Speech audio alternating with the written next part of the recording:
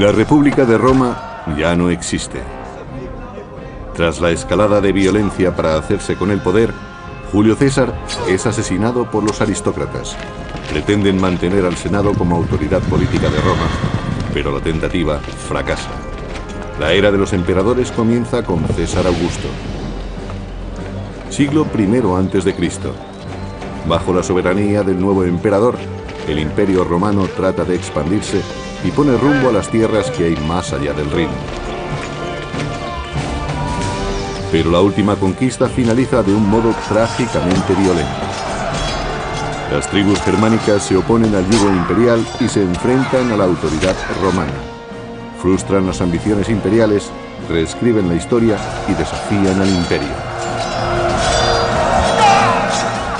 El Imperio Romano, el bosque de la muerte.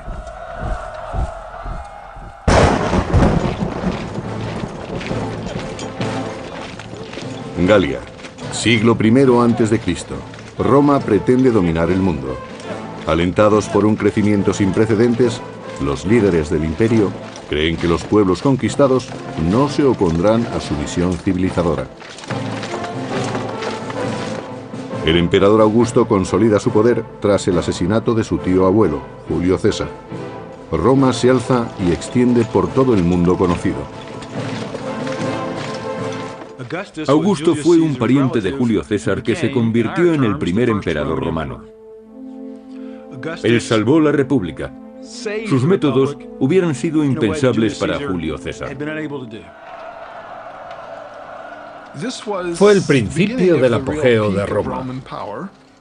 Sus fronteras se expandían rápidamente gracias a las sucesivas victorias militares, y en Roma se empezaba a creer que el imperio era invencible.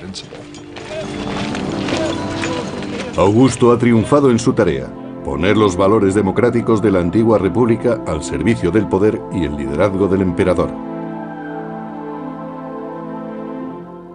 Augusto salvó la República convirtiéndose en su único dirigente. Y al mismo tiempo convencía al pueblo de que la República seguía siendo lo que siempre había sido: una cooperación entre las personas de los estratos más altos y más bajos de la escala social. Algo que iba en beneficio de todos. Tras 35 años de liderazgo, Augusto considera esta expansión del territorio romano su mayor éxito. Para él, es algo que va más allá de la simple conquista militar. A fin de cuentas, los romanos se consideraban superiores al resto de los pueblos. Los romanos sentían que su misión era civilizar al resto del mundo.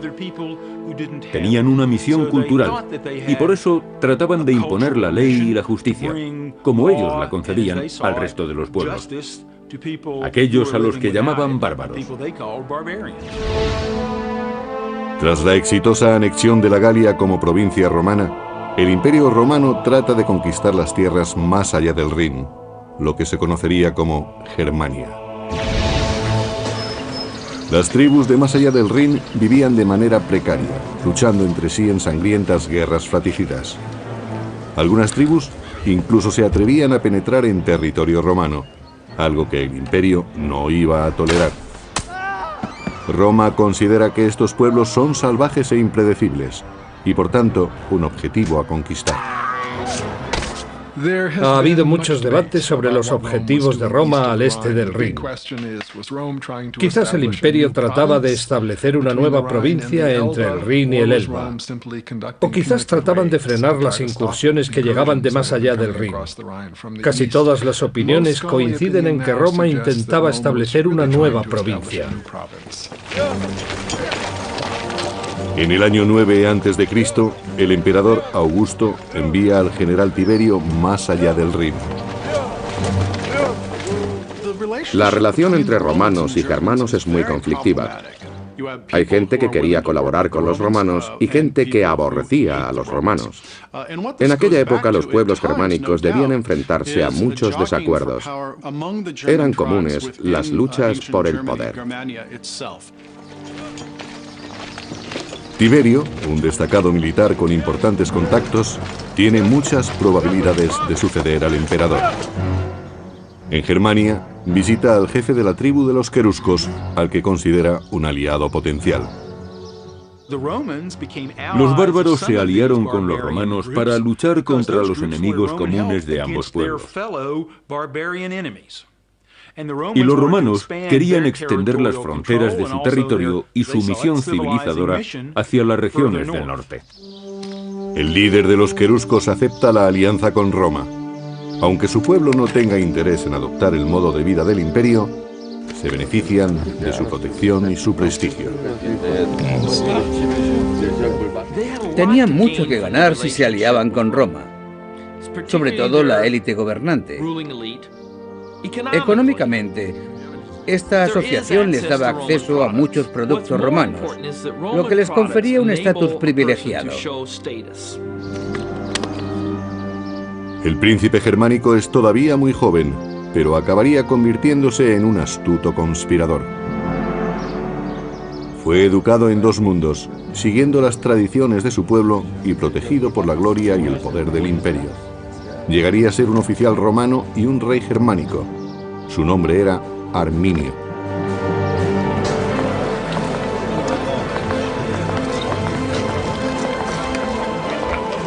Gracias al poder militar del emperador Augusto, el imperio ha mantenido una relación pacífica con las tribus de la zona del Rin durante más de una década. Augusto era un dictador militar que tuvo que luchar sin descanso y logró levantar un imperio que gozó de una envidiable estabilidad durante 2 siglos. Arminio, el joven príncipe germano, acaba de cumplir 20 años y es comandante auxiliar al servicio del imperio. Las tropas auxiliares son un apoyo imprescindible para las 28 legiones oficiales del ejército romano.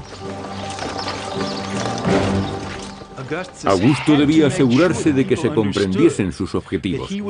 Eran los mismos de los líderes tradicionales romanos: guiar al imperio en una guerra de conquista. En el año 6 después de Cristo, el general romano Tiberio viaja a Germania. Debe sofocar una violenta revuelta en la provincia romana de Panonia, las actuales Austria y Hungría. Tiberio dirige sus fuerzas contra los insurgentes que se oponen a los impuestos romanos y a su modo de vida. Los romanos intentaron imponer sus costumbres a los bárbaros a un ritmo mayor del que estos pueblos hubieran deseado. Por eso se enfrentaron a ellos.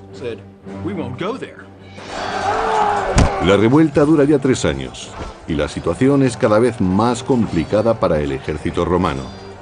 El emperador Augusto envía a sus tropas auxiliares. En la lucha, Arminio demuestra que domina las técnicas de combate romanas, distinguiéndose así ante sus superiores romanos.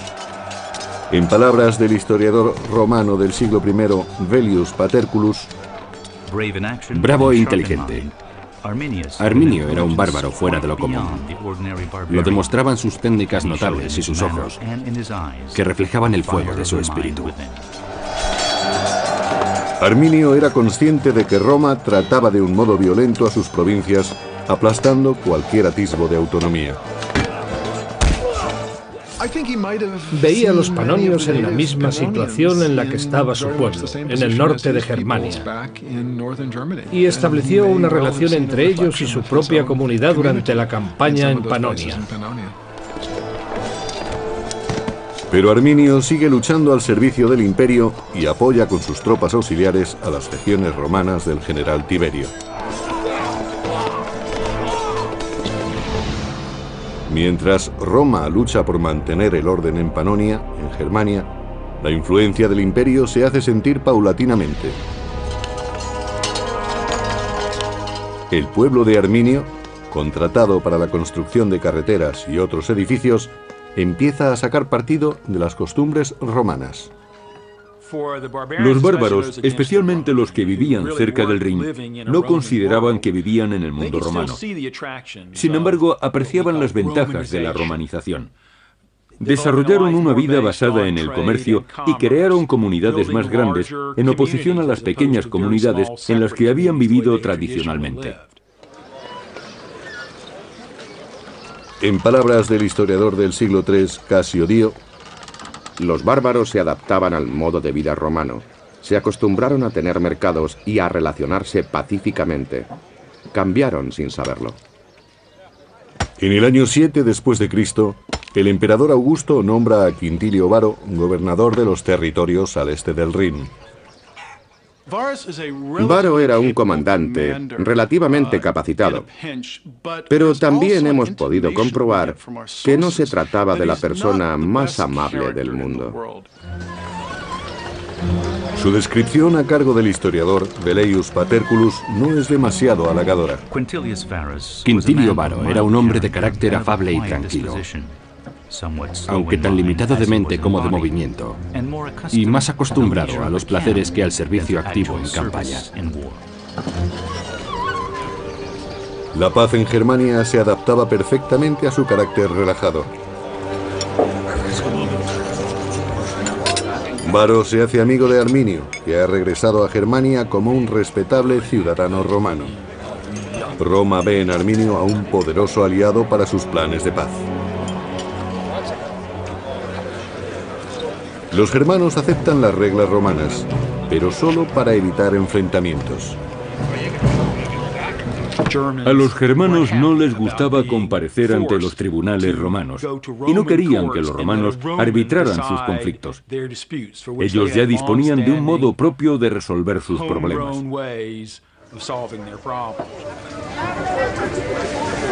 El resentimiento empieza a ser evidente, aunque la situación es pacífica, según Velleius. Los germanos son una raza de embusteros impenitentes. Interponen denuncias ficticias, se provocan unos a otros en peleas y las resuelven según las leyes romanas sin recurrir a las armas. Así muestran que se sienten agradecidos por la justicia romana y que su naturaleza bárbara se está extinguiendo. Varo tenía experiencia como gobernador en pueblos acostumbrados a ser gobernados. Pero eso no tenía nada que ver con las expectativas de los pueblos germanos. La intrusión, de acuerdo con el historiador Casio Dio, empuja a Arminio y a otros jefes a tomar medidas. En lugar de tratarlos como a esclavos de Roma, Varo les exigía impuestos como a las naciones sometidas. Pero ellos no se consideraban una nación sometida y preferían recuperar el modo de vida que habían tenido en el pasado. Los pueblos germánicos de la ribera del Rin decidieron que habían aguantado bastante a Varo y su administración, la imposición del modo de vida romano y sobre todo la justicia romana. Por eso decidieron tenderle una trampa y deshacerse de él. Y nadie se encontraba en mejor situación para ello que Arminio. Durante 3 largos años, el general Tiberio había luchado para sofocar las revueltas en la provincia de Panonia.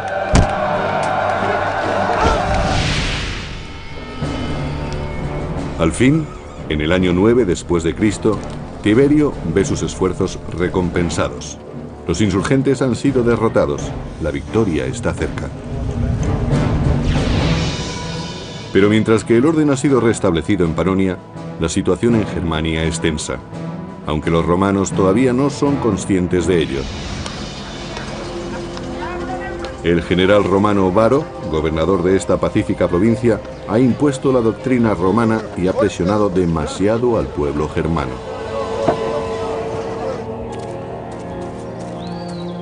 Los germanos, liderados por Arminio, se han cansado de pagar los impuestos romanos y de ser esclavos en su propia tierra. Por eso rechazan el servilismo a Roma y se levantan en armas contra el ejército más poderoso del mundo. No todos los caudillos germanos están de acuerdo con el levantamiento.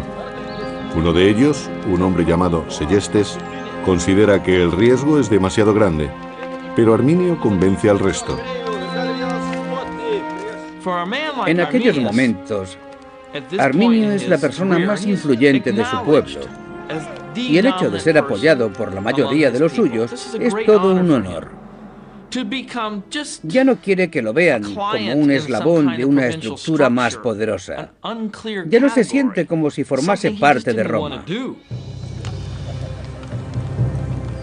Arminio ha luchado en el bando romano y sabe que el poder de Roma reside en su fuerza, no en su sigilo. Tuvo la oportunidad de aprender las tácticas romanas y el modo en que operaba su ejército. Conocía todas las ventajas y también sus puntos débiles. Arminio conoce las técnicas del Imperio Romano. Sabe que los romanos subestiman a los germanos y decide seguir manteniendo una relación cordial con el general Varo. Según Velleius Paterculus, Arminio se sirvió de la negligencia del general Varo para traicionarlo. Sabía que no hay hombre más fácil de vencer que el que no teme nada. Normalmente el origen del desastre es la sensación de seguridad. Parte del problema era la confianza de Roma en sí misma y en que podía derrotar a cualquiera. No esperaban que nadie en las regiones del norte contase con una defensa eficaz contra su ejército. si los germanos quieren atacar, deben hacerlo pronto. Sus enemigos han sido diezmados en otras batallas y no albergan ninguna sospecha. Los germanos montan su trampa en el espeso bosque de Teutoburgo, en el noroeste de la actual Alemania. Seguramente Arminio necesitó varias semanas y varios cientos de hombres para llevar a cabo su plan. Levantó una empalizada de 1 metro de alto y 3 de ancho, la cubrió de picas y después la camufló. Para el general romano Varo y para sus tropas, las legiones 17ª, 18ª y 19ª, las cosas siguen su curso natural. Ignoran el peligro y se dirigen a los campamentos del oeste, como en cada cambio de estación. Según el cronista del siglo III, Casio Dio, llevan carretas y bestias de carga como en tiempos de paz. Y también les acompañan muchas mujeres y sirvientes. Transportaban su armadura y su equipo en carretas tiradas por animales, porque nadie es capaz de cargar 30 kilos de armadura y 20 de equipo cada día. Se dedicaban a conversar con sus mujeres, a encontrar a alguien que sacara brillo a sus armaduras o a planear la noche con unas prostitutas. Y lo último en lo que pensaban en aquellos momentos era en prepararse para la batalla. Durante los preparativos, Varo recibe una visita. Es su viejo amigo Arminio, que está ahora al servicio de Roma. Viene a informarle de un conflicto tribal en el oeste. Arminio le pide ayuda para restaurar el orden.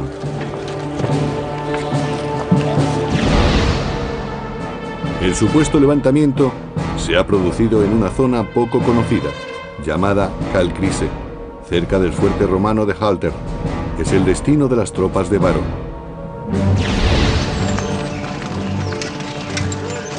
Varo moviliza a todo el campamento. Varo ha entrado en territorio germano pensando que se trata de una misión pacificadora. No está preparado para luchar contra los bárbaros. Los bárbaros están experimentados en la guerra de guerrillas y conocen tácticas que pueden aniquilar a toda una legión romana. La larga columna de soldados, civiles y carromatos serpentea por los bosques germanos. Varo no espera que haya problemas, pero está en suelo desconocido. Por eso se muestra prudente y dirige su comitiva con cautela. En algunas excavaciones arqueológicas se han encontrado cencerros que se rellenaban por dentro. Así conseguían silenciarlos. Con los cencerros silenciados, la columna prosigue su marcha. Las tropas van en cabeza y nadie sospecha que avanzan directos hacia una trampa. El caudillo germano Seyestes sigue sin confiar en el plan y trata de prevenir a Varo de la traición de Arminio, pero solo consigue ser apartado. En palabras del historiador Velleius Paterculus, Segestes pidió que detuvieran a los conspiradores, pero la fatalidad se había apoderado de Varo y había nublado su espíritu. Algunos bárbaros desconfiaron de Arminio y trataron de aconsejar a Varo. Pero el general se consideraba capaz de juzgar a la gente. Creía saber quién era su amigo y quién no.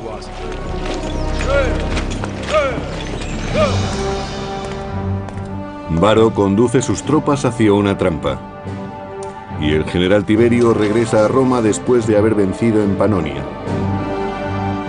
El emperador Augusto ve la victoria de Tiberio como una prueba irrefutable del poder del imperio.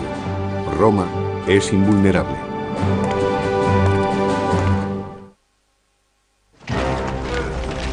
El gobernador Varo se dirige a sus cuarteles en el oeste, pero se desvía para sofocar el levantamiento del que le ha informado su amigo Arminio. En realidad, Varo se acerca cada vez más a la trampa.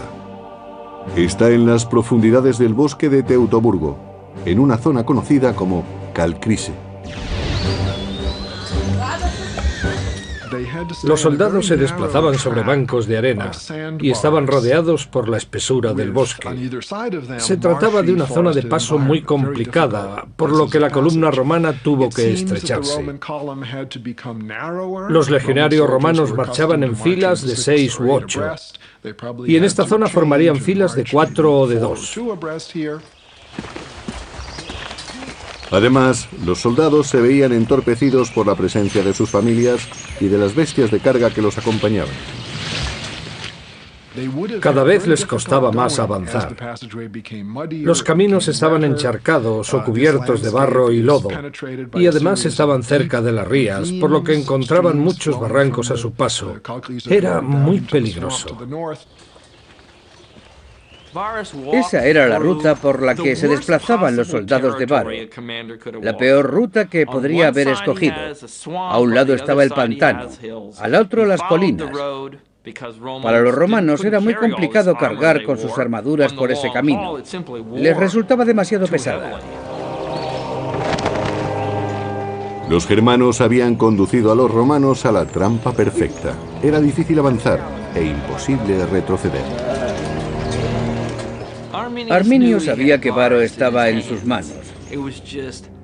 El general romano no tenía posibilidad de escapar. Arminio solo tenía que decidir cuándo y dónde atacarlo.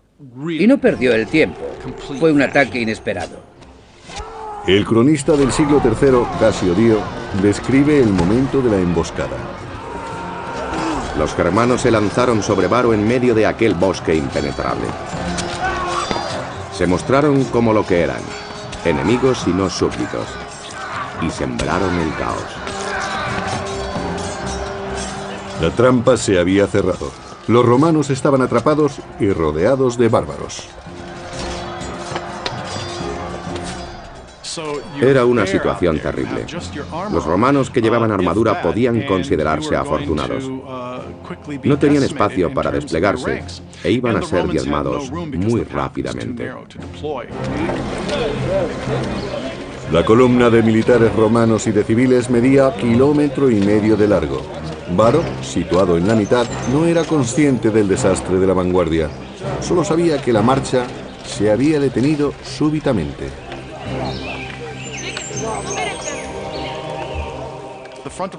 La vanguardia de la columna iba a ser la primera en caer, y no les era posible comunicarse con la retaguardia en esas condiciones.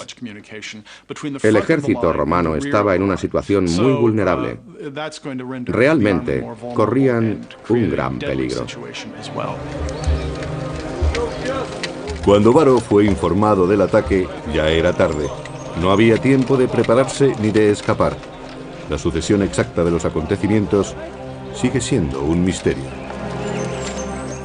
Creo que en esta batalla el desenlace estaba decidido menos de una hora después, pero las escaramuzas pudieron continuar durante el resto de la tarde.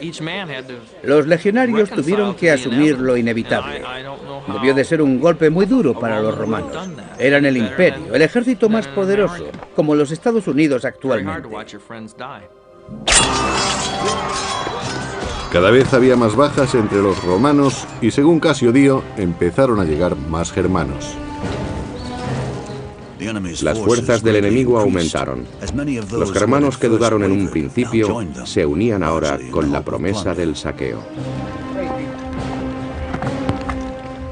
Y quedaba la peor deshonra. 2 de las legiones perdieron sus estandartes de águila a mano de los bárbaros. El águila era un símbolo religioso para los legionarios. Era literalmente el espíritu religioso, algo que les protegía y les guiaba a la victoria. Si perdían el águila en combate, o si era apresada por el enemigo, los romanos se sentían como si les hubieran robado el espíritu. Y sin espíritu la derrota era segura, pero mucho peor que la derrota era la deshonra. Y no había nada más deshonroso que dejar que el símbolo del espíritu del soldado cayera en manos enemigas. Era lo peor que podía ocurrirles.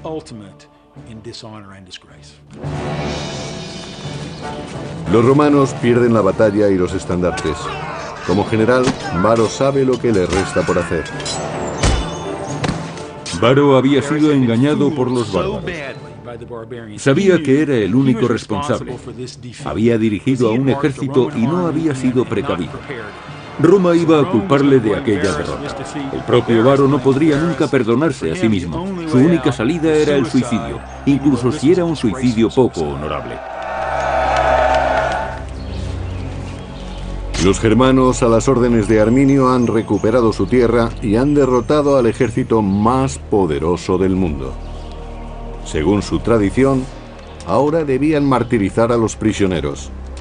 El escritor del siglo II, Florus, lo describe. Nunca hubo una matanza más cruel que aquella en los bosques. Nunca hubo tantas ofensas proferidas por bárbaros, especialmente hacia las figuras de los legisladores.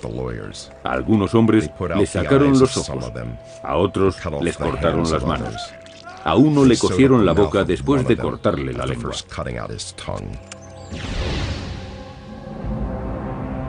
Mientras Germania celebra su victoria sobre Varo, el general Tiberio se dirige a Roma después de su triunfo en Panonia.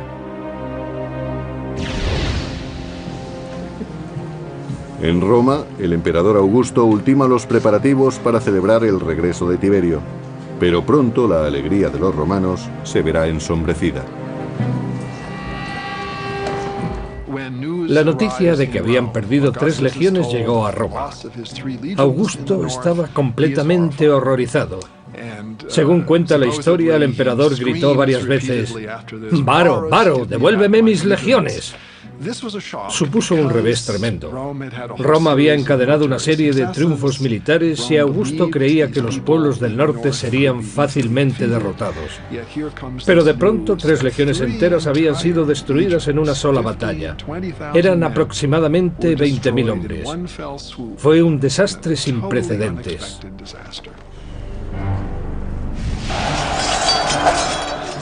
Y ahora que los queruscos y otras tribus bárbaras habían escapado a su control, ¿qué les impedía asolar Roma?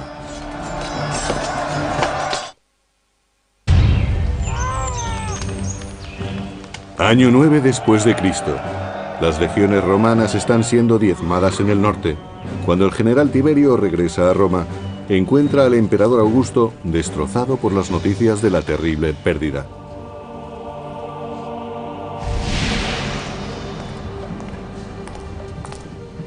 Los bárbaros de más allá del Rin han acabado con 3 legiones dirigidas por el general Varo.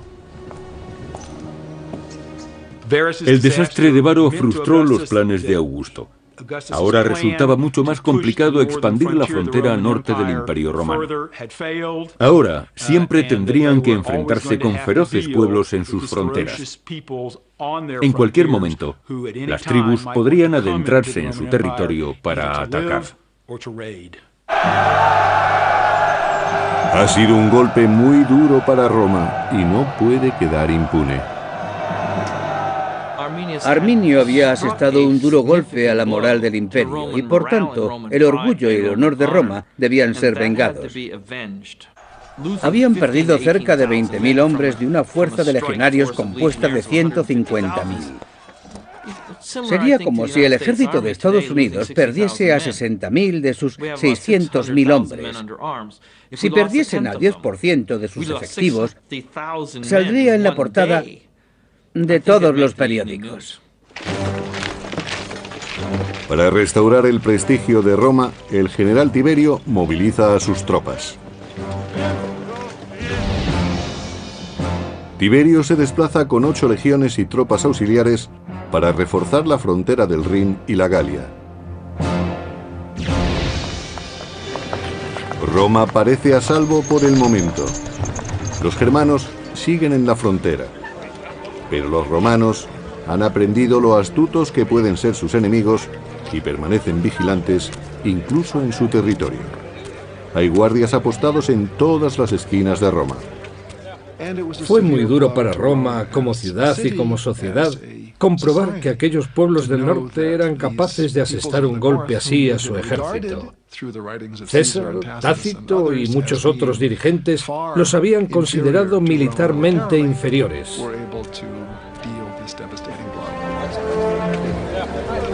Roma, el paradigma de la civilización occidental, de pronto se siente vulnerable.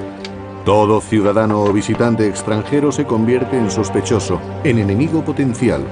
Augusto, temeroso de un levantamiento por parte de los germanos, los expulsa. Mientras Roma entera se estremece de miedo, los germanos del otro lado del Rin se muestran eufóricos. Arminio celebra su victoria sobre Roma uniéndose en matrimonio a Tusnelda. Se trata de la hija del caudillo rival, Seyestes, que trató de prevenir a Varo de la traición de Arminio. En contra de los deseos de su padre, Tusnelda se deja raptar por Arminio. Las mujeres germanas eran increíblemente fuertes. Podían llegar a matar a sus hombres si se rendían en combate. Eran mujeres que se tenían en muy alta estima y querían unirse con el mejor hombre posible. Tusnelda vio en Arminio al mejor de todos los germanos y decidió que ella no merecía menos. Su victoria sobre las legiones romanas confiere a Arminio una enorme influencia sobre su pueblo. Ahora, como rey de los queruscos, crea una coalición de líderes tribales. Arminio pensó que su espectacular victoria le daría fama y que ocuparía un cargo que nunca había existido entre los germanos, el de rey.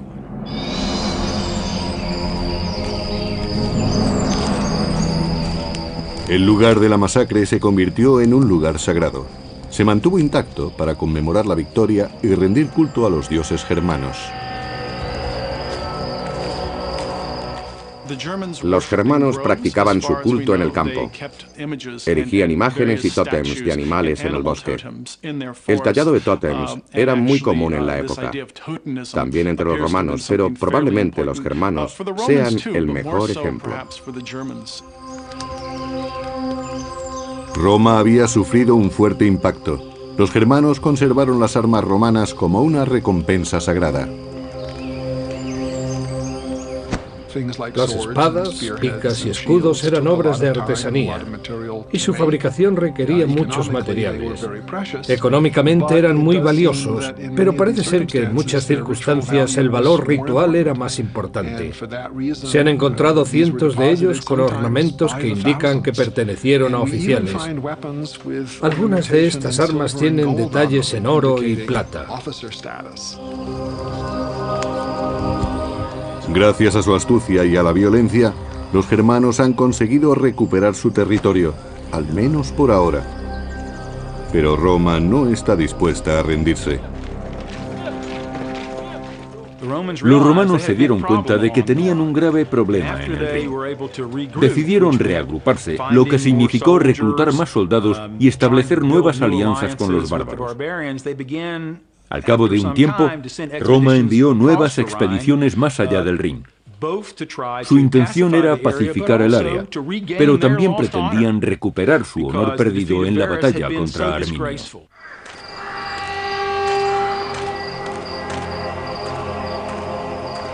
Era preciso que la situación cambiase. El Imperio Romano necesitaba recuperar su autoestima. Año 13 después de Cristo. 4 años después de la masacre, el emperador Augusto manda a Germánico, general de las tropas romanas, a luchar contra Arminio y los bárbaros queruscos.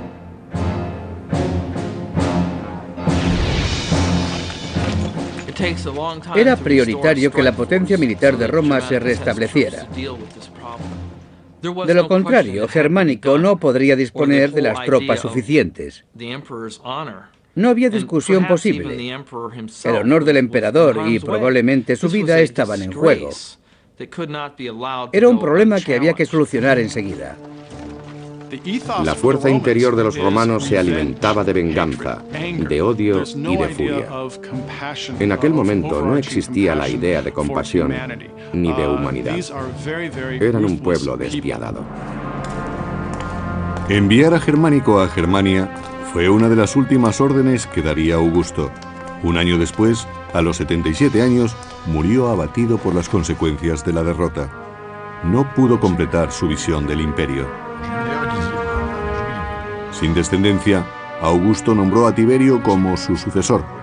El emperador Tiberio trató de recuperar el honor de Roma y el de Augusto.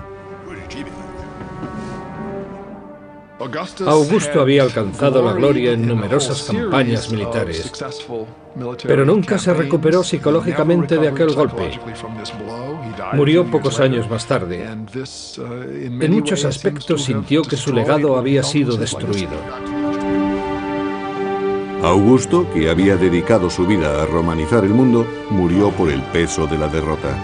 Lo que se había perdido en Germania nunca se volvería a recuperar, pero los germanos habían de pagar por la humillación sufrida.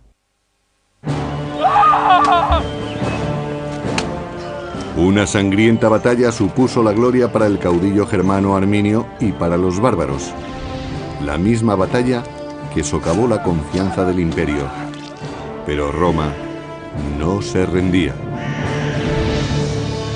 El general romano Germánico marcha hacia Germania.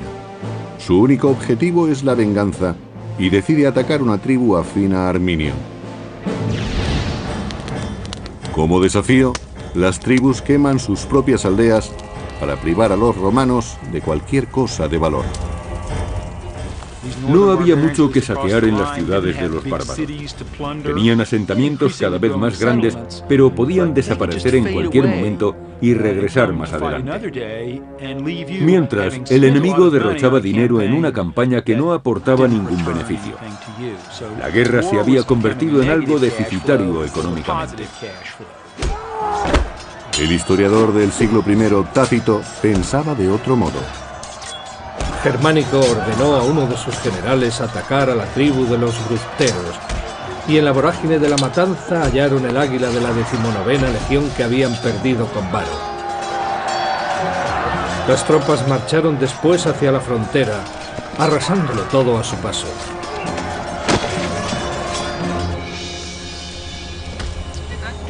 En esta campaña, los romanos liberan a Seyestes, el caudillo encarcelado por Arminio.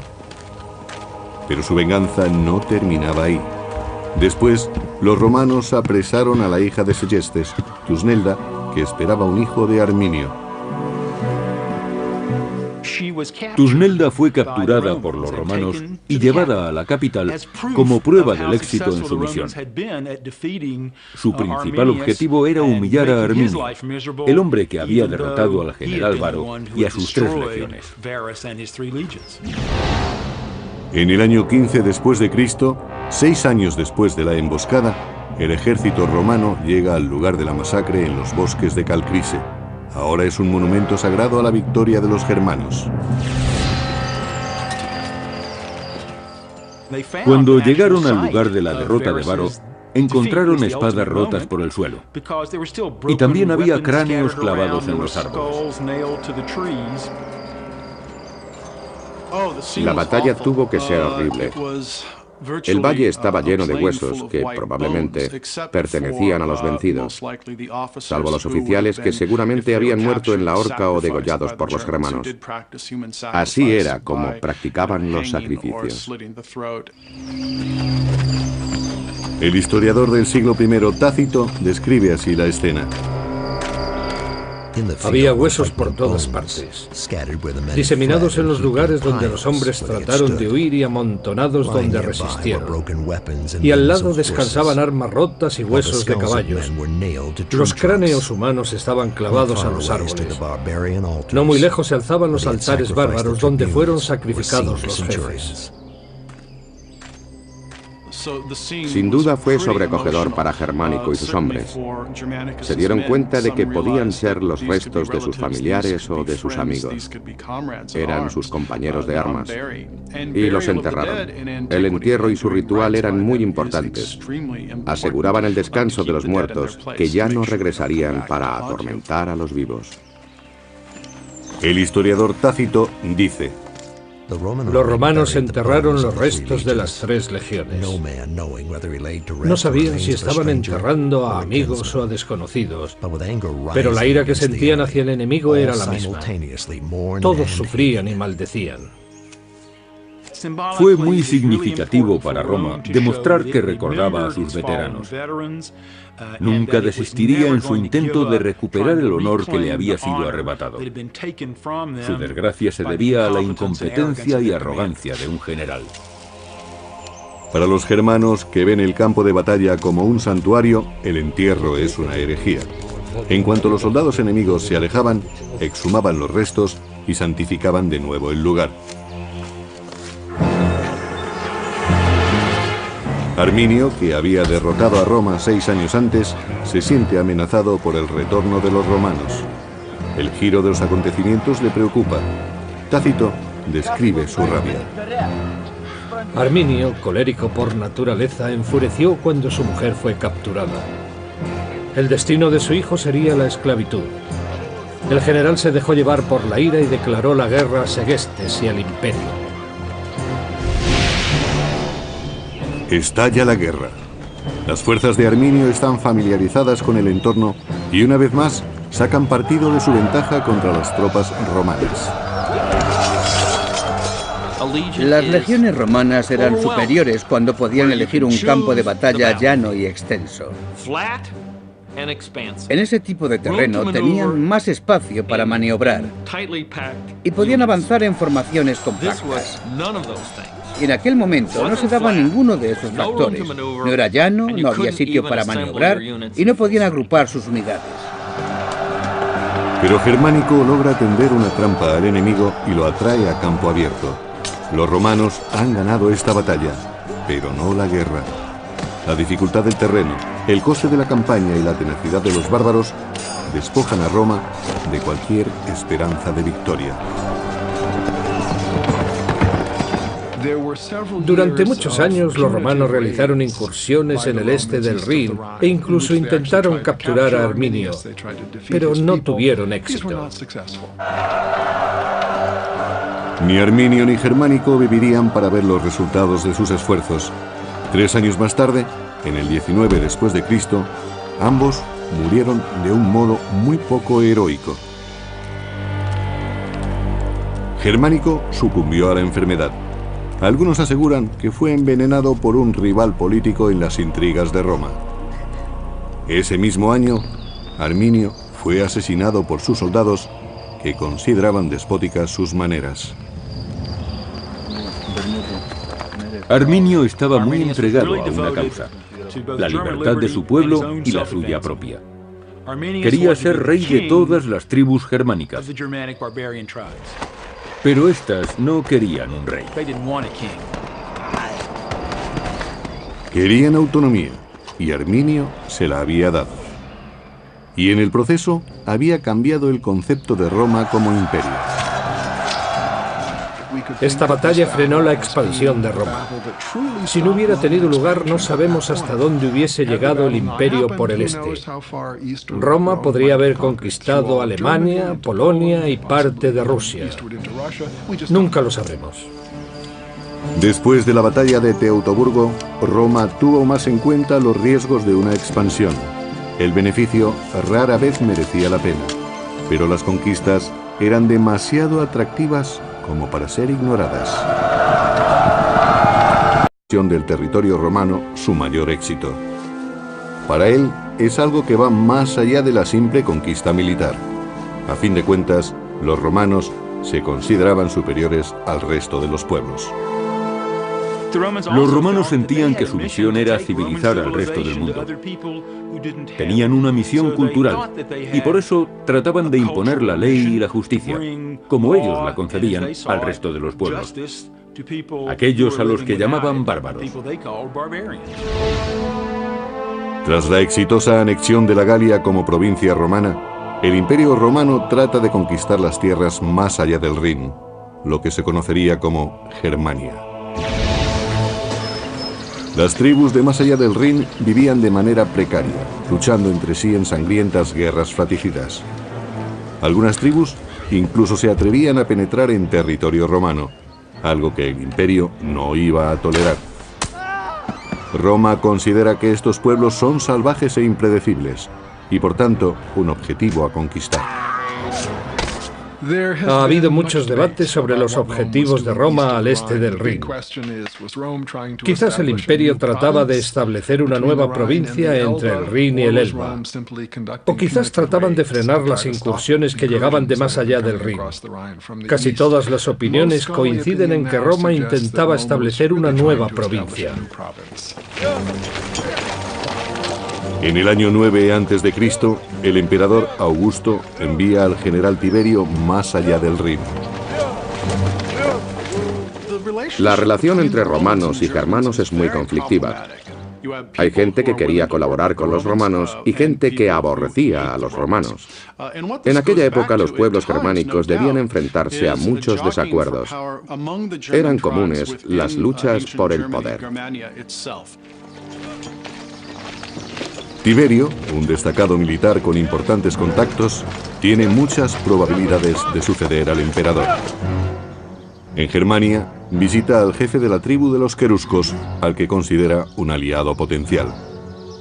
Los bárbaros se aliaron con los romanos para luchar contra los enemigos comunes de ambos pueblos.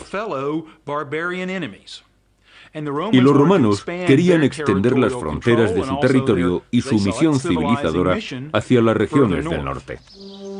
El líder de los queruscos acepta la alianza con Roma. Aunque su pueblo no tenga interés en adoptar el modo de vida del imperio, se benefician de su protección y su prestigio. Tenían mucho que ganar si se aliaban. El emperador Augusto consolida su poder tras el asesinato de su tío abuelo, Julio César. Roma se alza y extiende por todo el mundo conocido. Augusto fue un pariente de Julio César que se convirtió en el primer emperador romano. Él salvó la República. Sus métodos hubieran sido impensables para Julio César. Fue el principio del apogeo de Roma. Sus fronteras se expandían rápidamente gracias a las sucesivas victorias militares. Y en Roma se empezaba a creer que el imperio era invencible. Augusto ha triunfado en su tarea: poner los valores democráticos de la antigua república al servicio del poder y el liderazgo del emperador. Augusto salvó la República convirtiéndose en su único dirigente. Y al mismo tiempo convencía al pueblo de que la República seguía siendo lo que siempre había sido: una cooperación entre las personas de los estratos más altos y más bajos de la escala social. Algo que iba en beneficio de todos. Tras 35 años de liderazgo, Augusto considera esta expansión.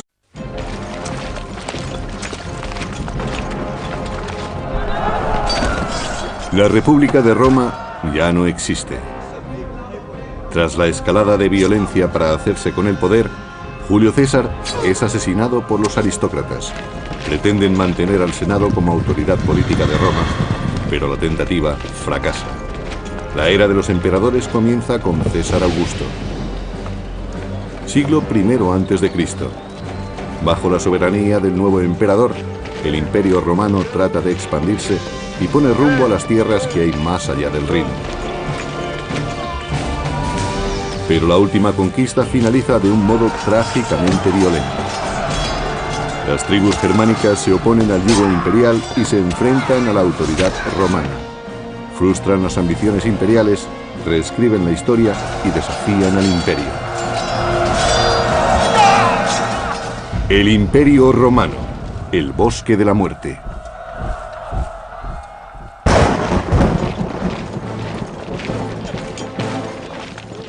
Galia, siglo I a.C. Roma pretende dominar el mundo. Alentados por un crecimiento sin precedentes, los líderes del imperio creen que los pueblos conquistados no se opondrán a su misión civilizadora. Con Roma, sobre todo la élite gobernante. Económicamente, esta asociación les daba acceso a muchos productos romanos, lo que les confería un estatus privilegiado. El príncipe germánico es todavía muy joven, pero acabaría convirtiéndose en un astuto conspirador. Fue educado en dos mundos, siguiendo las tradiciones de su pueblo y protegido por la gloria y el poder del imperio. Llegaría a ser un oficial romano y un rey germánico. Su nombre era Arminio.